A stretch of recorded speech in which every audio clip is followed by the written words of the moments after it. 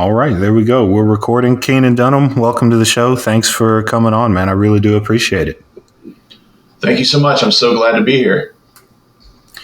Yeah, I'm excited to have you on. I've talked to two of the other candidates running for president in 2024 so far, Joshua Rodriguez and Mike Termott. So being able to have you on the show is pretty awesome. It's neat to see the podcast becoming, like a stop on the Libertarian presidential trail. So it's been really cool to talk to all of you guys, and it's really interesting to talk to you today because we're recording this at a little after 4 Central on Saturday. I usually put the podcast out on Monday, but we've had some pretty interesting news happen over the past couple of weeks. Yeah, I live in Myrtle Beach, South Carolina. Today, President Biden gave the order to shoot.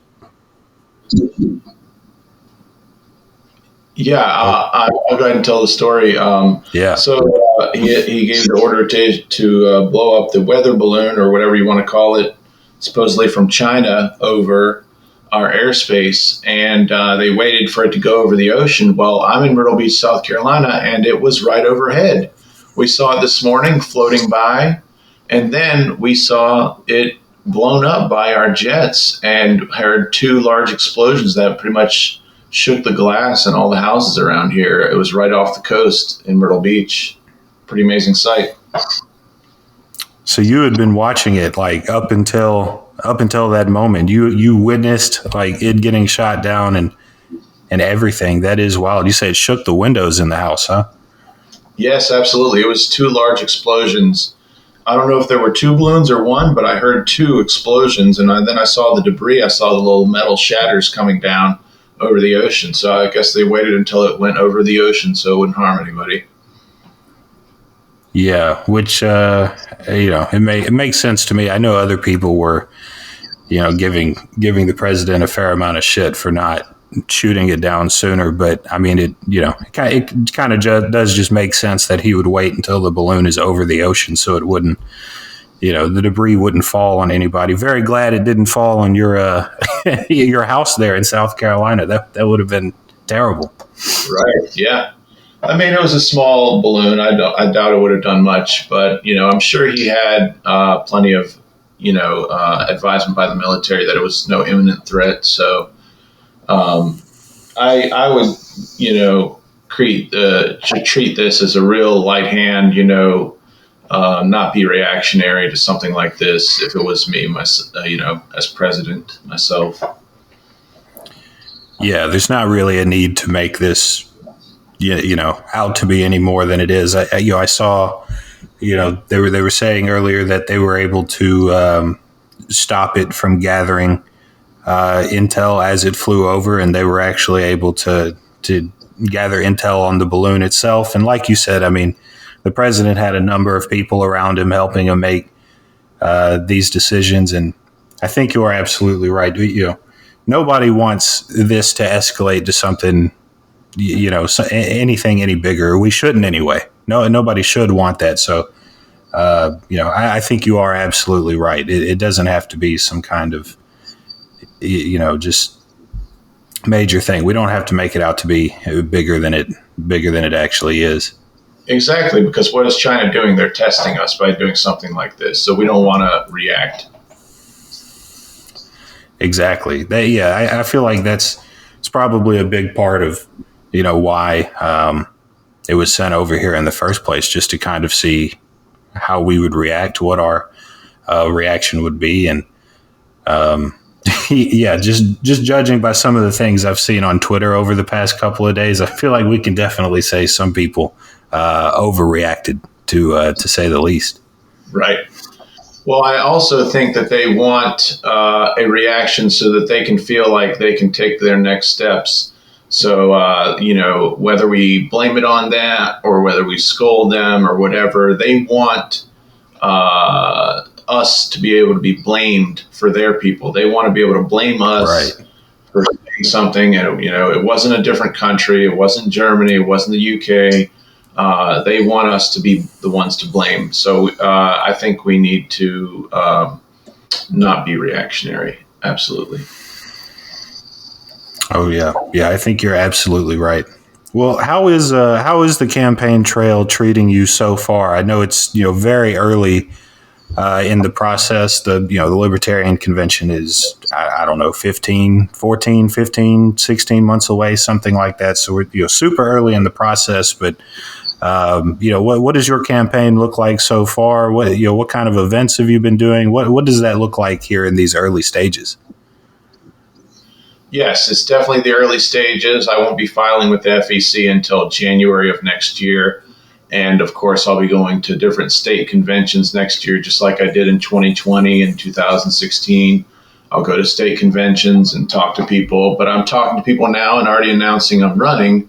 And actually, I've been announced for quite a while, and my website's been up, Dunham2024.com. And I'm accepting volunteers. So I'm building the infrastructure for the campaign right now, basically. Yeah, and what you ran for president in 2020 and 2016 as well. What was that first experience like in 2016? Had you run for office before? Did you have any idea what to expect? What was that first presidential run like for you? Yes, I ran in 2016, and I was only, actually, when I announced I was only 32 years old. I would have only been 35 right before the election, and I went to the national convention. It was amazing. It was in Orlando, Florida. It was like a big party of libertarians, and met so many people, and just been an activist since then. I basically am putting ideas out there that I want people to adopt, as they choose. And I can go into my campaign a little. The four major points of my campaign are to eliminate the personal income tax, legalize all cryptocurrencies, legalize cannabis in all states. Of course, South Carolina, we have the worst laws, and it's pretty much Jim Crow laws still here in South Carolina. And also to legalize gambling nationwide. And it's basically to unleash the American economy into the stratosphere and into where we can go into space and things like that and get the government out of controlling the economy. Mm-hmm.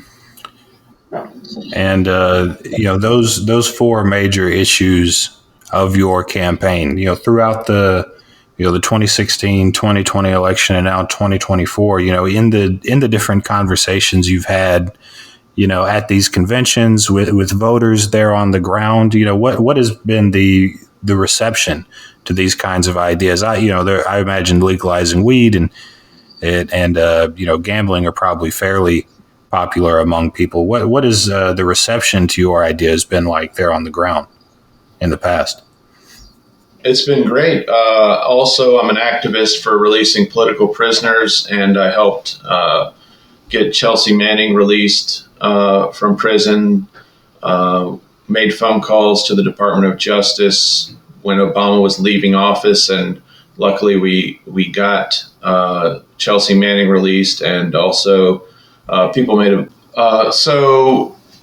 basically I'm working on activist issues all the time, and nothing in my campaign is promises. It's all activist issues I'm working on all the time. I was saying back in 2016, I was working on getting Chelsea Manning released from prison, and I called the DOJ several times to request that clemency, and we got that from Barack Obama leaving office. He gave clemency to Chelsea Manning, and that was a big win. And these are activist issues that I'm working on all the time. And also the release of Julian Assange from prison. He's in prison right now in the UK without a trial. He's being held in maximum security prison. And people did pursue him getting a pardon by Trump before Trump left office, but unfortunately that didn't happen. So it's all activist issues all the time for my campaign. Of course, I'm in South Carolina, and our cannabis laws are totally backwards here. And I think now we have to approach it from the perspective of, hey, it's legal in all these other states. Why can't we get up to date in some of the southern states and these other states that don't have adequate medical marijuana laws? And it's just an uphill battle, one step at a time. So I basically approach it one step at a time as an activist with all the issues.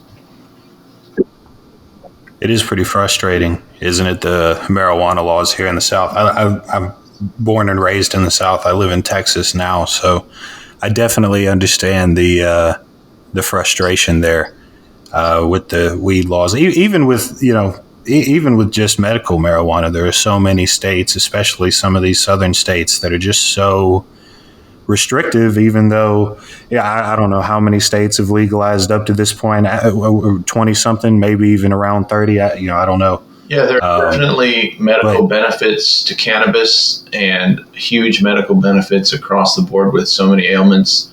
And if we can just get Texas and South Carolina to come up to date with all the other states, it'd be great. I do think that they're basically Jim Crow laws that are keeping minorities down and, sending minorities to jail in inexorable rates. And there's a lot of work to be done, but the hope, we have a lot of hope that we will get that done. And of course, getting a libertarian president would go a long way. So we need to pursue that and run many libertarian candidates across the board. I'm going to support all libertarian candidates for all offices as well. Willing to help any other campaigns with either support, direct support, or logistics. I can also lead by example. My website has a lot of education about libertarianism. You can read articles about jury nullification, non-aggression principle, term limits, voluntarism, and you can read the entire Constitution. I have the entire Constitution on the front of my website and inside my website. My campaign is self-funded.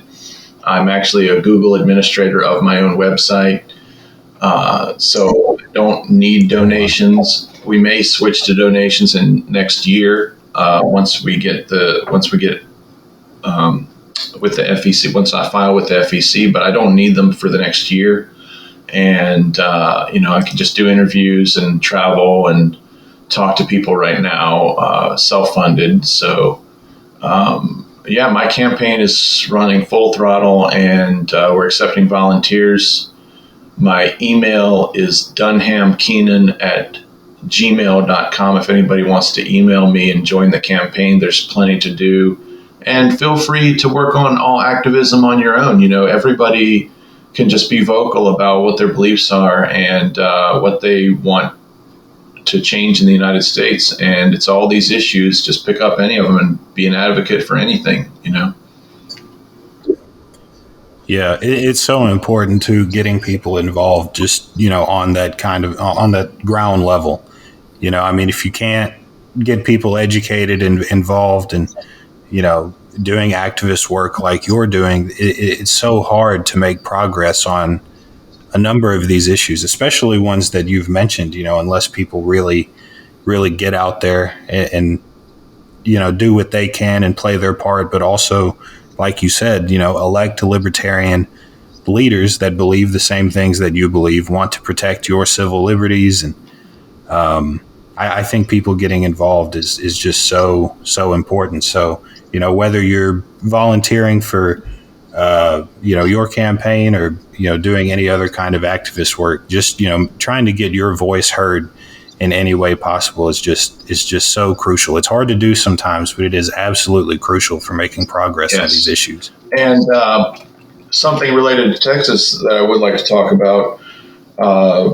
I was trying to get John Henry Ramirez off the death penalty in Texas and making phone calls to the Texas Department of Justice and the governor's office. That was last year, and it was really heartfelt because so his story is he was in the military when he was 18 and got out and was pretty destitute and ended up killing someone over a small amount of money as a clerk at a convenience store. And when he was on death row for over 17 years, and he asked for a pastor to lay hands on him while he was being executed, and that was denied. But then the Supreme Court stepped in. So he was due to be executed, and the Supreme Court stepped in 30 minutes before and gave him a stay and halted his execution. And I didn't hear about it till the next day that they had halted the execution. Well, then this year he was executed. He got his allowance of having a pastor lay their hands on for prayer on him, but he was executed, unfortunately. I'm trying to get the death penalty abolished across the United States, and it's a really heartfelt journey, that I've taken, and I do pray for him, and it's very sad that we had to that the Texas governor would go that far as to execute a honorably discharged Marine. It's pretty horrible. Yeah, and sadly, it's not really all that surprising. Like with the governor that we had. Of course, I talked with Mark Tippett, who Libertarian, that ran against him, and ultimately Mark was unsuccessful. But yeah, I mean, I've been living in Texas for almost 2 years now, and when you've got a governor like Greg Abbott, it seems like nothing is off the table. With regard to what he'll do to just enact his will and get his way.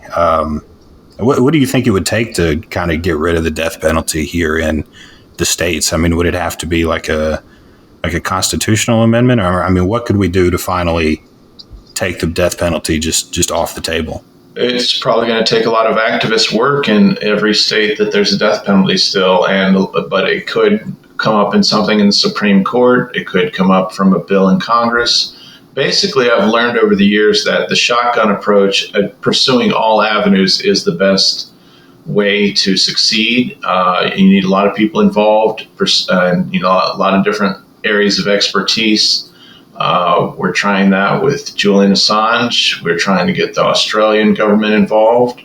We've got an ex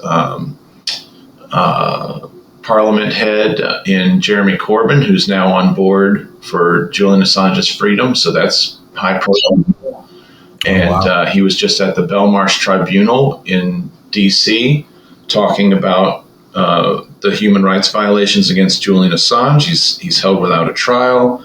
He's basically being tortured because he's in solitary confinement for weeks on end. And the government actually pursued extrajudiciary means to harm him and his family.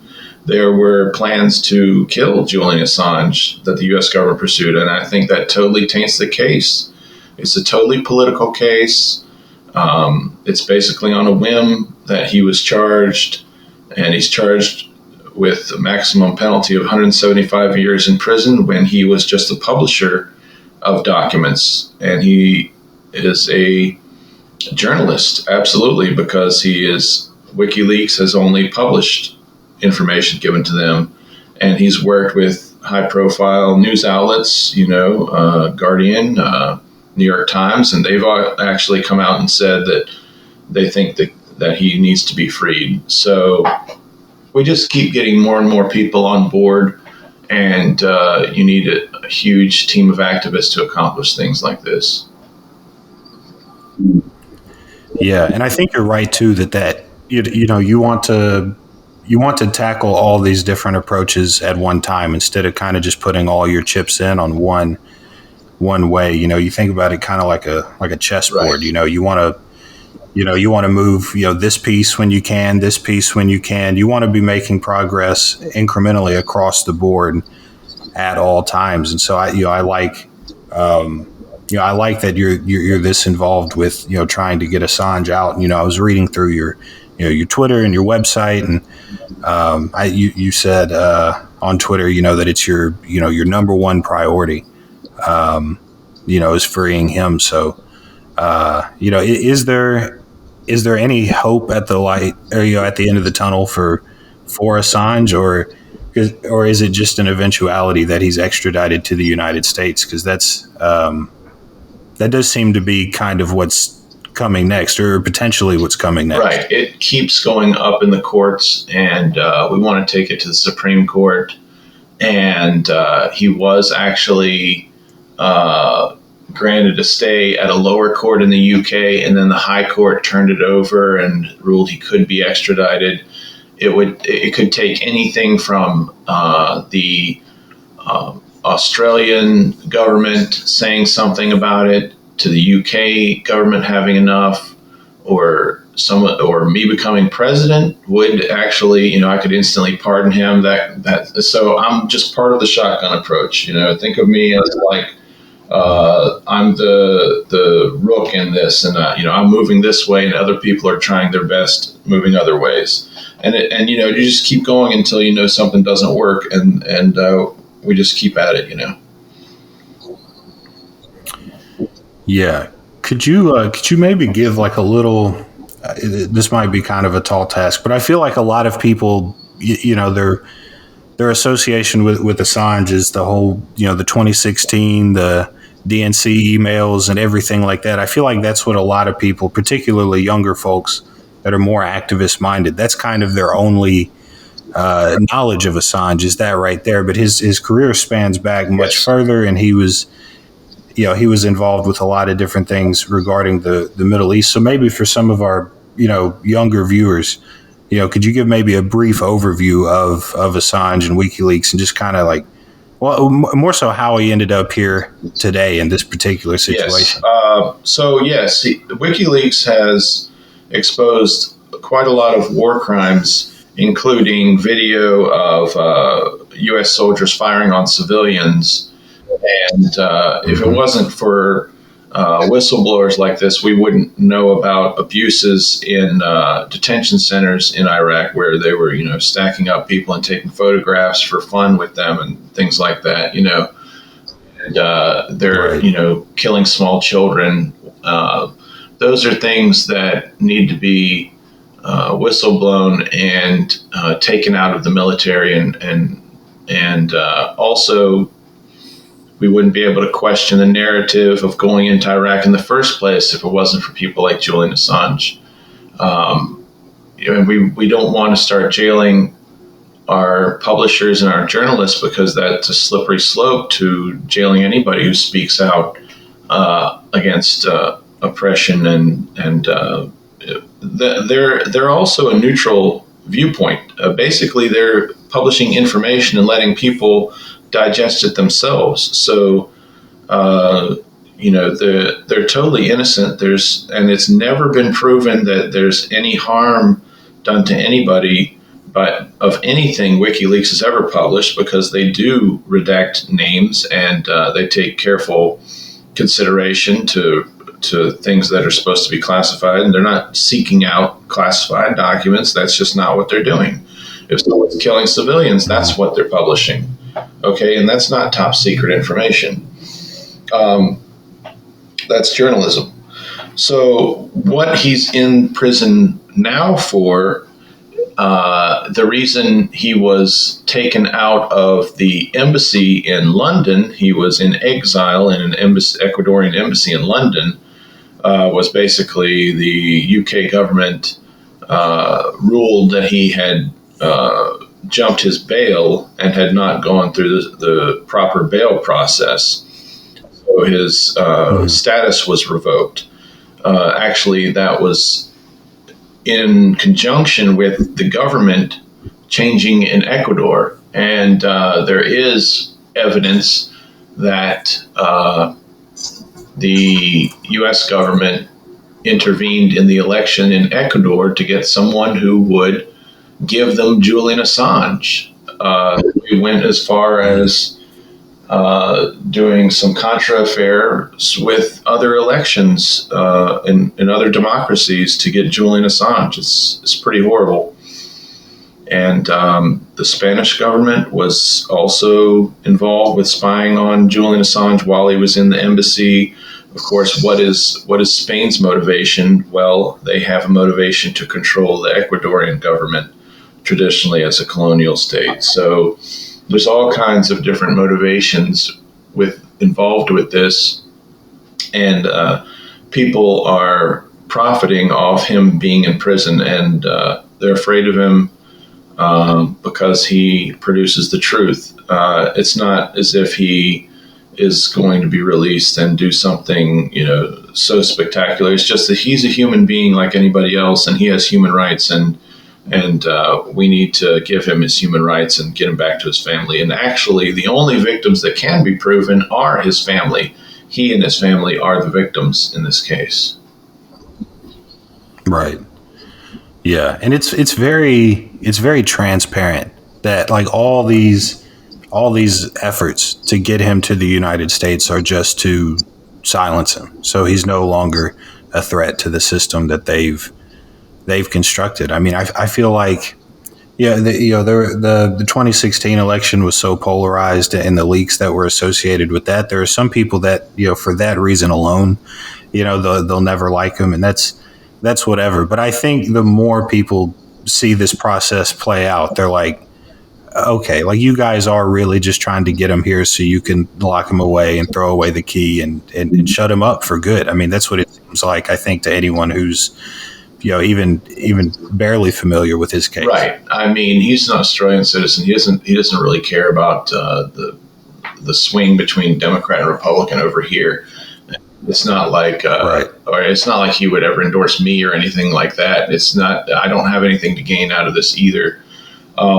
It's basic human rights and protecting freedom of the press and protecting free speech. And if we don't protect other people's free speech, our free speech is at threat, which we've seen on Twitter and social media regarding COVID in the past few years and everything else, that our free speech is threatened. So this is the front line of protecting free speech, freeing someone like Julian Assange, even if it doesn't amount to any other changes, Right. It's such a slippery slope too. Like, one day it's Julian Assange, and then, the next day it's the rest of us. And like you said, we've been witnessing this kind of thing happening with, Facebook and Twitter and all these different social media companies over the past few years. And I mean, people on both sides of the aisle here in the States are pretty upset about that. But, they don't apply that same viewpoint to Assange. For whatever reason they've constructed in their head, he's different. He's a bad actor. Even worse, he's an enemy of the United States. It's just odd that they don't make that connection that, like, protecting free speech and protecting civil liberties like that involves Julian Assange too. It absolutely does. It has to. Yeah, that's where I take the approach of mutual respect.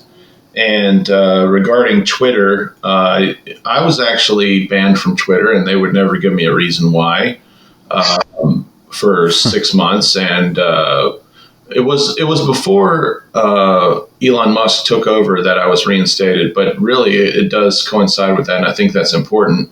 We have to respect everybody's free speech, and I also want to, respect Trump's free speech. He should be allowed on Twitter and Facebook and social media. There's no reason you can ban someone. And I'm not for the cancel culture. I want, people to put out their strongest message and let the message be the truth and what people decide on. So I think I could take on Trump based on the ideas. I'm willing to let him be out there and say whatever he wants to say and let it speak for itself. And, he deserves mutual respect. Everybody does. Biden can run. I'm going to respect anybody else running for president, and I want them to bring their best game. I'm one of those people who wishes the best on my opponents, and it's not personal at all. So I want them to bring their best game to what I'm presenting, and I just feel that what I'm presenting is more just, more true, and is the best future for mankind, and that's what I hope for. So I just think that the ideas should compete, not the not militarization of the Justice Department, not collusion and oligarchy type control of corporations. So that's just stretching the arms of the government. making the government able to control tech companies. We don't need that, and that's our freedoms right there. Let people say what they want on Twitter. That's our freedoms. Okay, you got to have free speech. Mm-hmm. Oh yeah, absolutely. I wanted to bring up some of the other things you talk about on your website because I read through it and I was scrolling through some different things, and you also talk about Ross Ulbricht, the man who created the Silk Road, and that was used on the dark web to buy and sell drugs. And I think from a free speech perspective, I think the case, if you're making the case to voters that Julian Assange should be freed, I think the free speech argument is very powerful and resonates with a lot of people. I think Ross Ulbricht might come off a little different because there is still that taboo around drugs, like we were talking about earlier in the southern states. How would you go about making the case to voters that Ulbricht should also be one of these people that needs to be freed? Because he's also doing life in prison too, I believe. I forget where. Yes, he's in federal prison for multiple convictions, and I feel like, and I do have free Ross Ulbricht on the very front of my page, along with Julian Assange, and I want to keep their names in the press. And basically, there's no direct victim to anything Ross Ulbricht did, because he just created a software and an avenue that was open software. Basically, he created something that was encrypted. Okay, that's actually an advance in technology. He didn't trade in drugs himself, and it's basically comes down to no victim, no crime. He's seen as someone who is disrupting the control the government has on people, and he's seen as someone who is threatening their hegemony. But basically, he's a very peaceful person. I would give him clemency. I think he's been a model prisoner as well. I think that also plays into a factor if you look at what he's done. And he's actually gone back to school. He's pursuing a undergraduate in psychology in prison.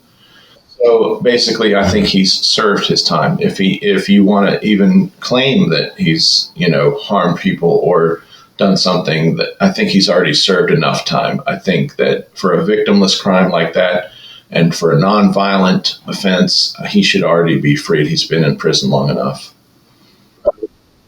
What do you remember when he went in? Was it about 2014, 2013? I'm not sure. Around there? It's almost been a decade now. Yeah. Yeah, and did his appeal? His appeal got denied by the Supreme Court, didn't it, a while back?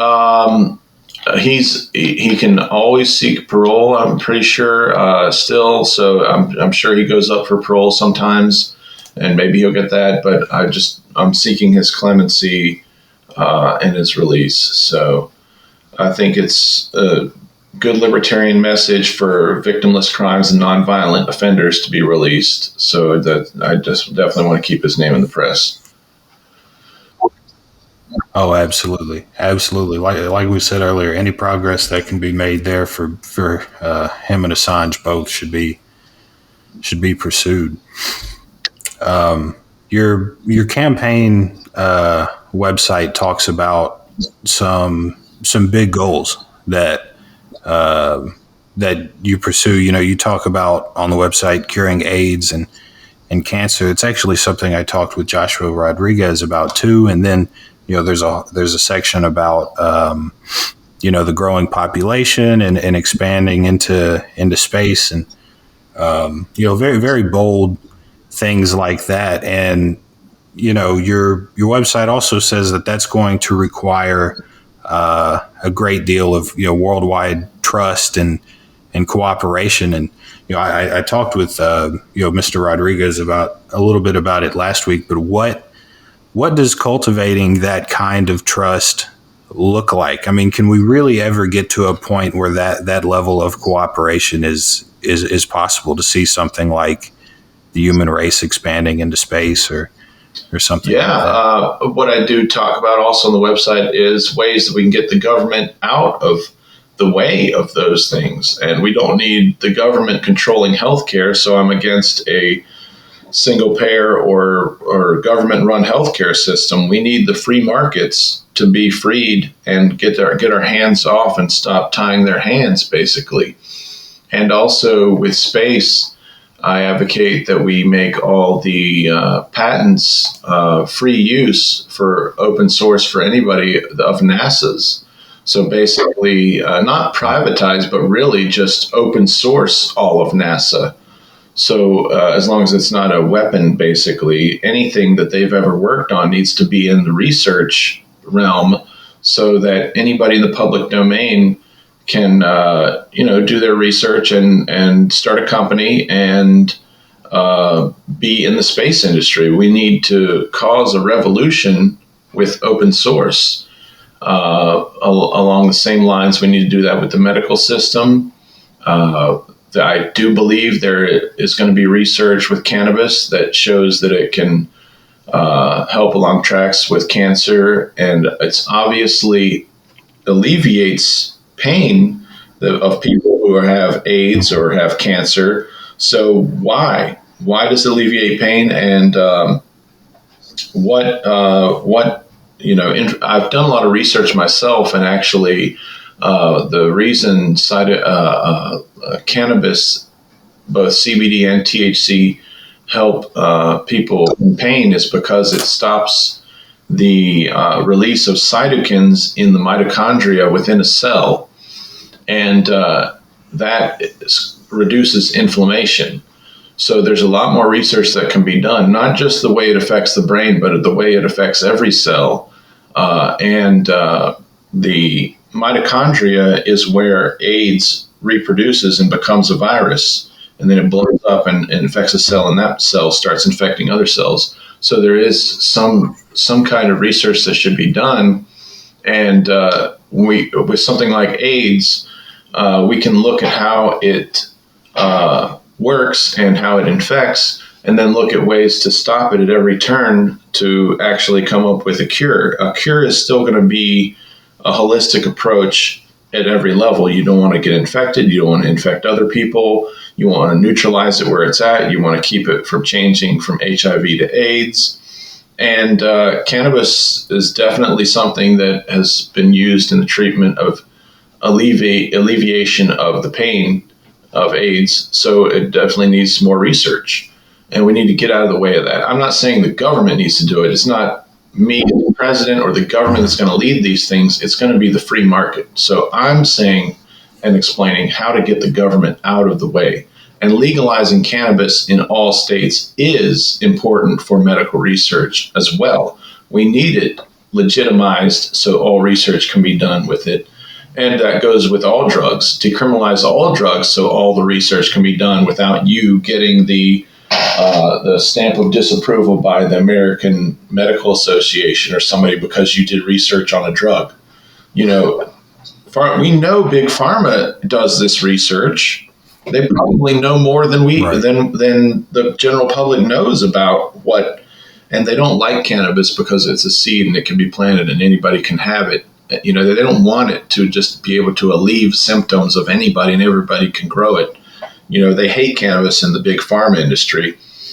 We could be using that instead of prescription drugs across the board.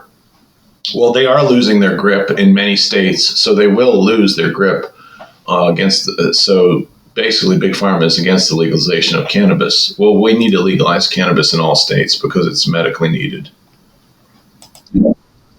Yeah, and it does feel like that is a battle that they are slowly losing that battle, and they will eventually lose it. And, like you said, like government, they also need to get out of the way of us, like legalizing these drugs and fully realizing their potential. It's just, it's crazy that we wouldn't, have an all hands on deck approach to solving these issues that affect so many people. I mean, especially cancer. Everybody knows somebody that's had it or has had it themselves. I mean, this is something that would improve the quality of life for everybody. The idea that we wouldn't have, all states, looking at all these different drugs and seeing what their potential really is. It's crazy that we wouldn't have a system like that in effect. Yeah, it's basically built up so Big Pharma can do that research alone, and they're the only ones doing that research. But there's a lot of potential if we legalize it for everybody, and also for, of course, use as well. Oh yeah, they want you to have to go to them to get, to get your drugs, to get what you need, and of course they're going to make a killing doing it. But like you said, with weed, it's everybody would be able to plant it, grow it, use it for whatever they wanted to use it for. I definitely hope we're not too far away from a future where everybody is able to do that. I'm hoping, especially as someone that lives in Texas. If we can get the ball rolling a little quicker, that would be would be pretty nice. Yeah, I think it's going to cause a revolution. And the basis of all this is independence. And I just basically preach about not being dependent on the government, because the government is going to screw it up.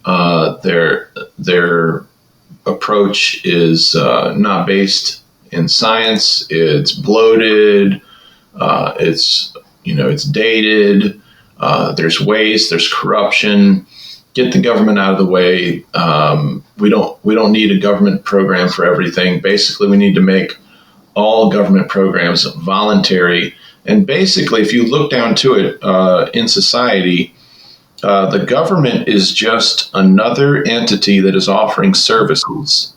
None of them, and they get away with it by making those services mandatory, like the monetary system, the post office.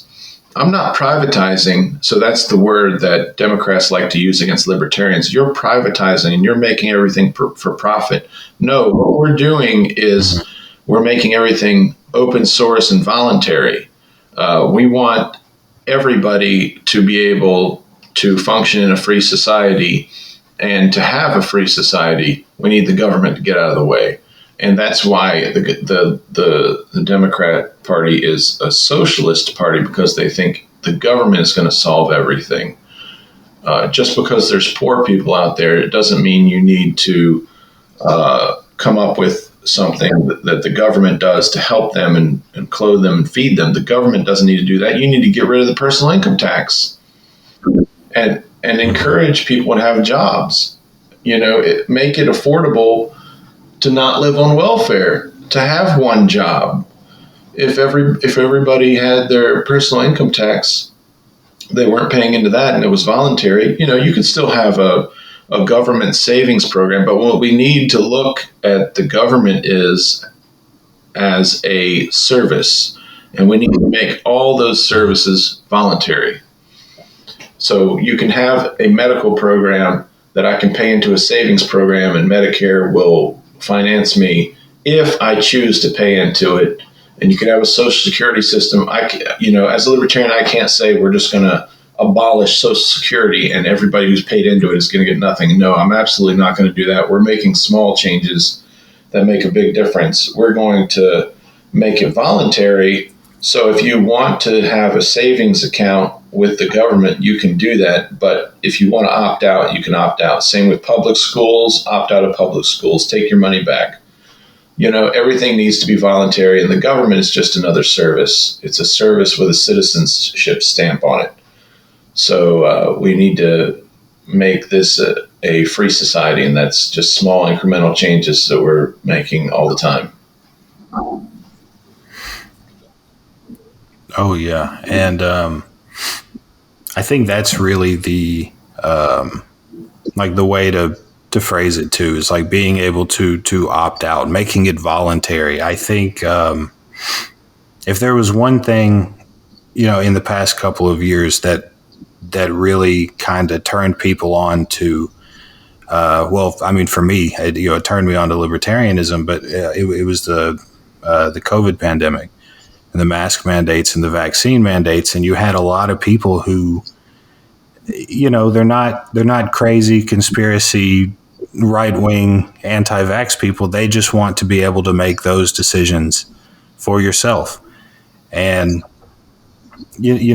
applying that same concept to, like you said, public schools and a government savings fund and everything like that. I think there's a really good way that libertarians can kind of tie those things together, because it's not, like American voters at large don't want to abolish the government or anything like that, but a lot of them wishes that government would leave them alone a little more than they do, not poke and prod and investigate people for $600 Venmo transfers and things like that. Everybody kind of wishes the government would pump its brakes and step back and just not, harass them to death. And people feel that way about, like I said, mask mandates, vaccine mandates, and stuff like that. But they need to open their eyes a little more and see that a lot of these other government programs could be voluntary too. They could be opt-in too. You could choose whether you wanted to participate or not. And basically, I consider the stuff I'm putting out there a roadmap to a just society. It's going to take years, definitely, but this is the plan and the roadmap and the white paper to basically making our lives better, more free, just, and to take our human rights back.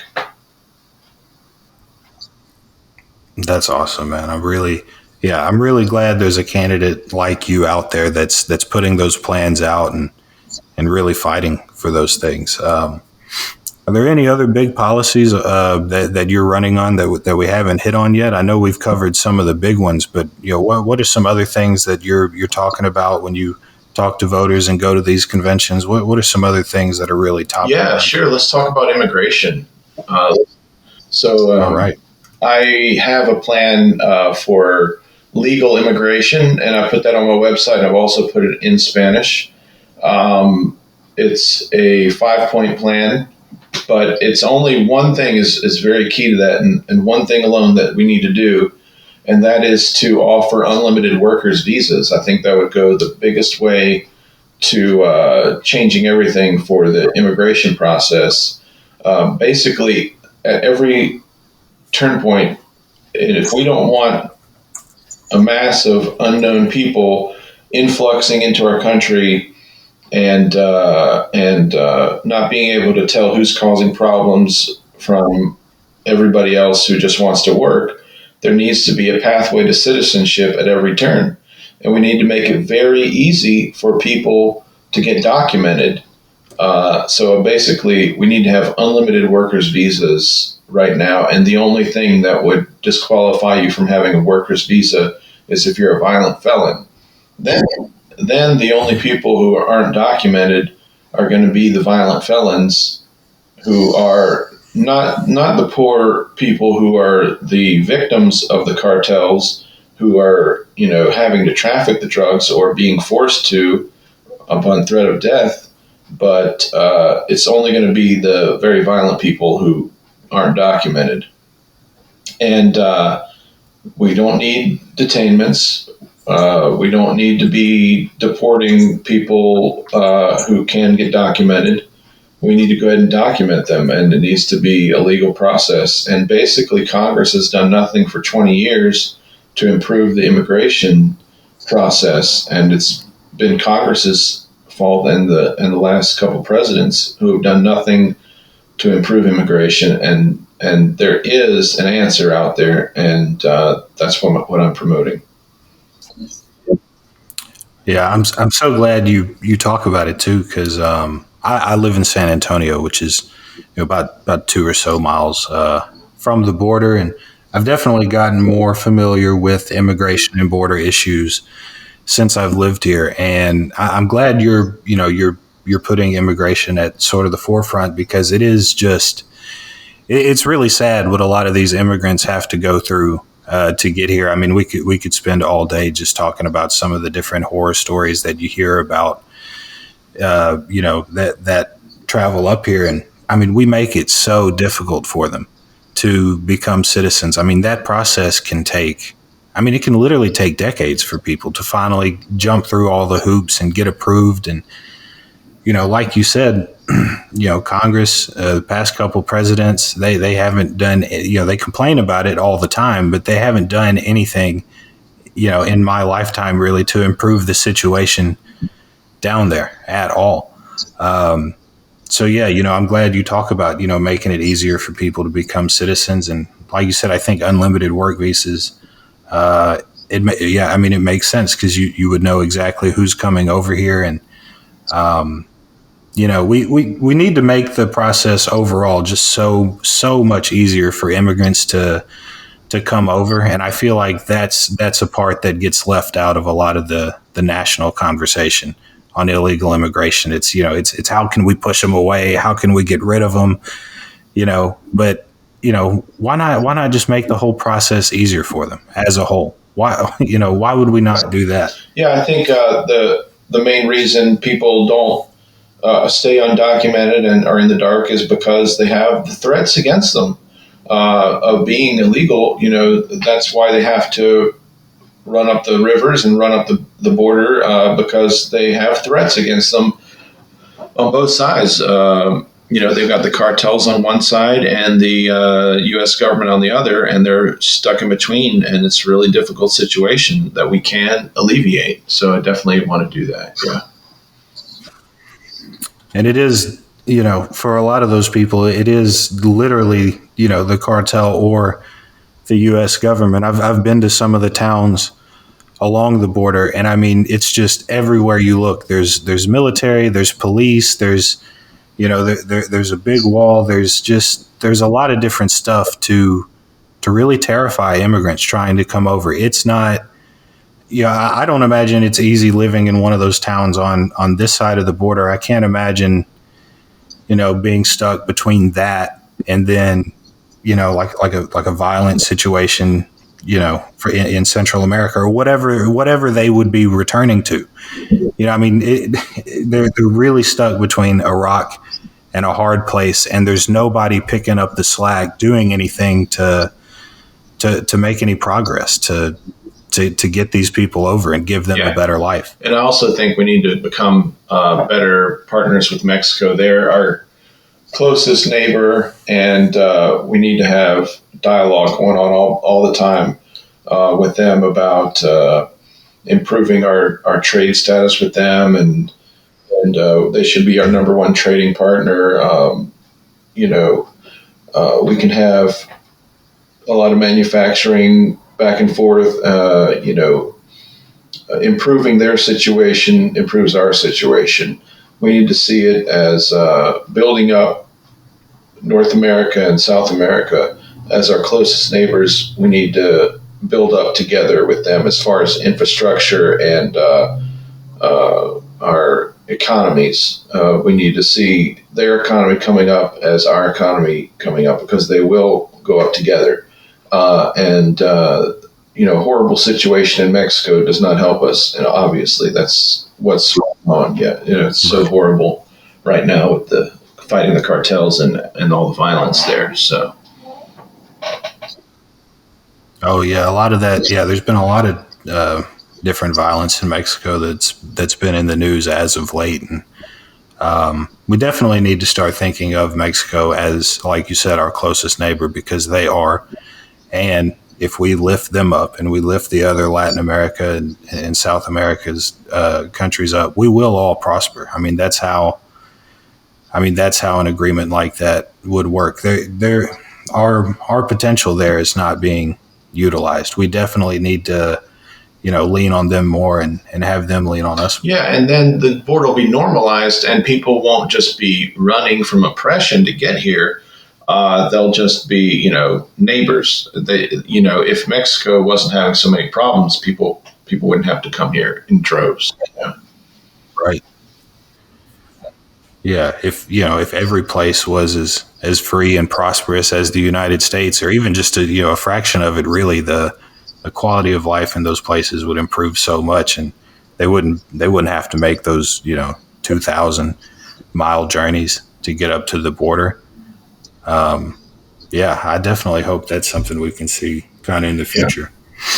I kind of want to rewind down here as we're approaching an hour. I wanted to bring up one thing that just kind of wasn't really related to your campaign, but I know you're spending the next couple of months. You're going to be writing a novel, and I was curious, have you written other books before? Is this a first novel? Can you tell us anything about it? I'm glad you asked about that. I did want to talk about that, and actually I have some pretty happy news on my end. I actually got tapped to write a screenplay as well. So the first thing I wrote was a role-playing game called Necrotopia that I self-published, and I own a publishing company called Troll Hunter Gaming. So I made a role-playing game kind of like Dungeons and Dragons, and released that in 2018 on Kickstarter, and that was a success. So the novel I'm writing is going to be in that universe, Necrotopia, and it's basically like an apocalyptic RPG set in a land where you can have no rules as far as magic and occult things and things like that. So it's like a sandbox RPG where you can create your own moves and things like that. So it's fun for kids and adults, and it's very easy to play. It has like a low threshold for starting a game, so you can play it like a party game, like Monopoly. So a lot of people can play it with never having played any RPG before. So that was my first book. And then I started writing a novel that I'm about 50 to 60 pages in, which is the storyline of this game. So I started that, but I have to actually put that one on hold because I just got tapped to write a screenplay, which I can't talk much about that because it's in the works. But it is a fiction, and it's not to do with Necrotopia, but I am writing a screenplay for a movie right now that I was commissioned to do. So that's really exciting for me. So I'm a career writer. That's my job. I own a publishing company. I've owned other companies like property management and website development too. But right now I'm a full-time writer, and that's what I'm doing right now. Dude, that's awesome. That kind of stuff is right up my alley. I'm definitely going to have to look up Necrotopia and everything that you just mentioned. Oh man, that's so exciting. And the screenplay is really great news. That is awesome to hear. I hope that goes well. I hope your presidential campaign goes well, and just take a minute here to kind of give people your, shout out your social media handles, your website, everything like that. Where can people find you? Absolutely. Yep. I'm on pretty much every social media. You can find me on Facebook personally. You can find my campaign on Facebook. My website is dunham2024.com. I'm on Instagram, Twitter. My handle on Twitter is KDunham, the number 4 piece. That's where I'm most active, talking about Julian Assange and things like that.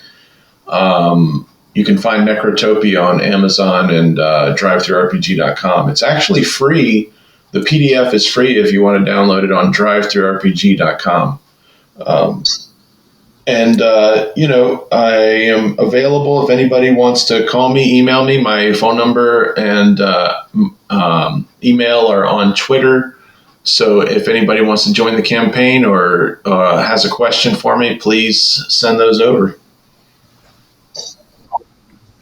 All right. Awesome. Keenan Dunham, thank you for coming on the show, man. I really do appreciate it. Yeah, it has been awesome. Thank you so much. I really appreciate the opportunity. Thank you.